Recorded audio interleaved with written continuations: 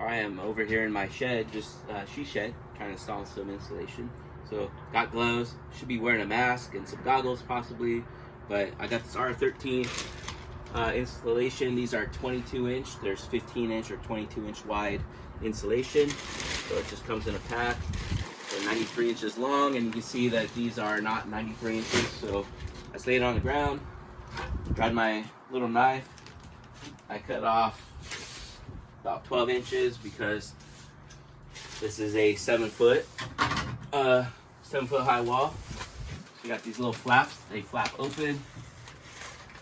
I got my nail gun, my handy nail gun.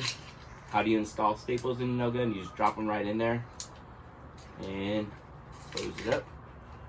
And that's where I'm gonna nail this up here. Come on in. Again, I got this well ventilated, so I'm just gonna hang it up on the wall. Just tap it in there.